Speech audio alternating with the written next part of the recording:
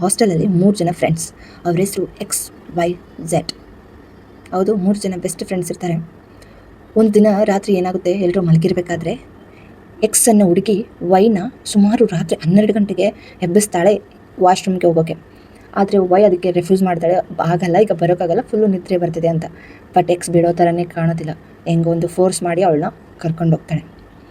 ಅದಾದಮೇಲೆ ಎಕ್ಸ್ ಒಳಗಡೆ ಹೋಗಿ ಡೋರ್ ಲಾಕ್ ಮಾಡ್ಕೋತಾಳೆ. 5 ಮಿನಿಟ್ಸ್ ಆಗುತ್ತೆ, ಹೊರಗಡೆನೇ ಬರಲ್ಲ, ಅವಳ ಕಡೆಯಿಂದ ಯಾವುದೇ ಮಾತು ಇರಲ್ಲ. ವೈಗೆ ಫುಲ್ಲು ನಿದ್ದೆ ಇನ್ನೂ ಜಾಸ್ತಿ ಆಗಿದ್ದ ಕಾರಣ ಎಕ್ಸ್ ಏನು ಮಾಡ್ತಿದ್ದೆ, ಬೇಗ ಬಾ ಹೋಗೋಣ ಅಂತ ಕರೀತಾಳೆ.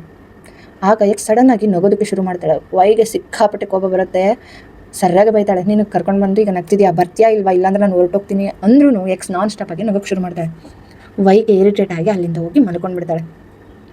ಮಾರ್ನಿಂಗ್ ಸ್ಕೂಲ್ಗೆ ಟೈಮ್ ಆಗಿರುತ್ತೆ. ಎದ್ದು ಪಕ್ಕದಲ್ಲಿ ನೋಡಿದ್ರೆ ಅಲ್ಲಿ ಎಕ್ಸ್ ಇರಲ್ಲ. ವೈ ಫುಲ್ಲು ಗಾಬರಿ ಆಗ್ತಾಳೆ, ಎಲ್ಲೂ ಇರ್ತಾಳೆ ಅನ್ಕೋತಾಳೆ. ಬಟ್ ಟೈಮ್ ಕಳೆದಂಗೆಲ್ಲ ಎಕ್ಸ್ ಎಲ್ಲೂ ಕಾಣಿಸಲ್ಲ.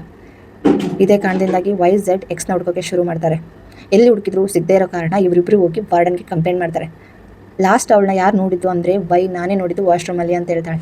ಆಗ ಎಲ್ಲರೂ ಹೋಗಿ ವಾಶ್ರೂಮ್ ನೋಡಿದರೆ ಒಂದು ರೂಮ್ ಮಾತ್ರ ಒಳಗಡೆಯಿಂದ ಲಾಕ್ ಆಗಿರುತ್ತೆ. ಅದಕ್ಕೆ ಸರ್ ಬಾಯ್ಸ್ನ ಕರೆಸ್ಬಿಟ್ಟು ಆ ಡೋರ್ನ ಲಾಕ್ನ ಮುರಿಸ್ತಾರೆ. ಆಗ ಮುರಿಸಿದವ್ರಿಗೆಲ್ರಿಗೂ ಒಂದು ಆಶ್ಚರ್ಯಕ್ಕಾಗಿರುತ್ತೆ. ಯಾಕಂದರೆ ಒಳಗಡೆ ಎಕ್ಸ್ ಸ್ಟನ್ನಾಗಿ ಹಂಗೆ ನಿಂತು ಬಿಟ್ಟಿರ್ತಾಳೆ ಶಾಕಲ್ಲಿ. ಅವಳ ಬಾಡಿನ ಕರ್ಕೊಂಡು ಬಂದು ಬೆಡ್ ಮೇಲೆ ಹಾಕಿ ಡಾಕ್ಟರ್ನ ಕರೆಸಿ ಚೆಕ್ ಮಾಡಿಸಿದ್ರೆ ಆ ಡಾಕ್ಟರ್ ಒಂದು ಶಾಕಿಂಗ್ ವಿಷಯ ಹೇಳ್ತಾರೆ. ಅವ್ರ ಪಲ್ಸ್ ರೇಟ್ ಚೆಕ್ ಮಾಡಿ ಎಕ್ಸ್ ತೀರೋಗಿದ್ದಾಳೆ. ಸುಮಾರು ನಿನ್ನೆ ರಾತ್ರಿ 10 ಗಂಟೆಗೆ ಅವಳ ಪ್ರಾಣ ಹೋಗಿದೆ ಅಂತ.